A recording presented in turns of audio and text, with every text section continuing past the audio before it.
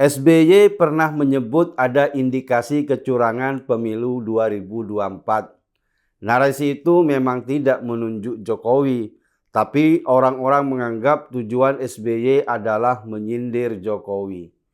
Karena versi oposisi apa saja akan dikaitkan dengan Jokowi. SBY memang dikenal baperan dan nyinyir. Tuduhannya terkait kecurangan pemilu itu sangat berbahaya. Sebenarnya SBY bisa dijerat dengan pasal menyebarkan berita bohong dan membuat keonaran. Tapi ya tidak pantaslah mantan presiden dijerat kasus hukum. Mungkin karena merasa kebal hukum itulah SBY bisa bebas bersuara. Dia tidak peduli soal bukti. Toh tidak ada yang berani menanyakan kepadanya. Begitu juga dengan Amin Rais. Kakek satu ini juga menuduh penguasa menghambat pendaftaran partainya. Amin menuduh penguasa menjegal partai umat. Dalam hal ini, sasaran tembaknya tentu saja adalah Jokowi. Amin mungkin menganggap Jokowi adalah dalang segala-galanya, sampai-sampai harus mengurusi hal remeh soal Amin Rais. Pada satu kesempatan, Jokowi akhirnya menyentil dua orang itu. Intinya dia heran, kenapa segala sesuatu selalu dikaitkan dengan dirinya. Urusan Jokowi sudah banyak, tidak ada waktu untuk mengurusi ocehan SBY dan Amin Rais. Memangnya Jokowi pengangguran. Mungkin akhirnya Jokowi jengah juga karena sering dituduh yang bukan-bukan. Makanya kemudian dia buka suara. Ini juga untuk menegaskan ocehan dua orang kakek itu ngawur. SBY dan Amin tidak paham batas kewenangan. Urusan pemilu penanggung jawabnya adalah KPU. Jika ada indikasi kecurangan bisa dilaporkan ke Bawaslu. Atau jika ada unsur pelanggaran hukum bisa lapor ke aparat penegak hukum. Sesederhana itu. Jokowi sudah jadi presiden 2 periode. Konstitusi melarangnya maju kembali.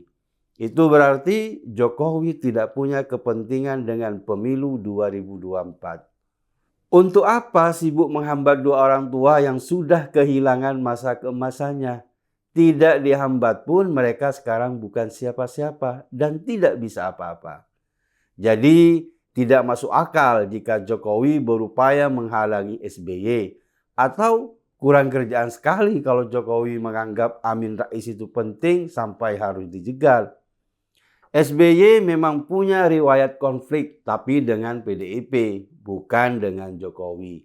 Dan Jokowi hanya kader partai. Konflik SBY dengan Mega bukan urusan Jokowi. Sementara Amin Rais sekarang bukanlah siapa-siapa. Setelah didepak dari PAN, Amin hanyalah orang tua yang mulai pikun. Dia masih membayangkan sebagai penentu dalam aksi politik saat membentuk poros tengah. Tidak ada untungnya menghalangi Amin Rais.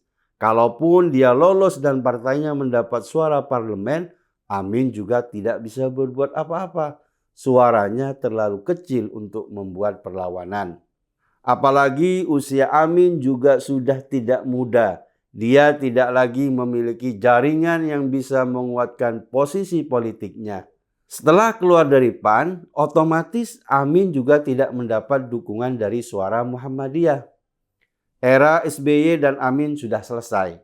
Mereka hanyalah dua orang tua yang sibuk mengenang masa lalu dan merasa masih memiliki pengaruh untuk mengubah wajah perpolitikan Indonesia.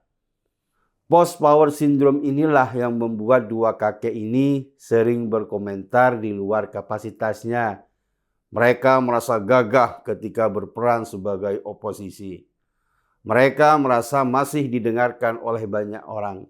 Padahal SBY hari ini hanyalah gambaran kakek tua yang murung dan peragu. Sementara langkah politik Amin Rais lebih mirip bebek lumpuh.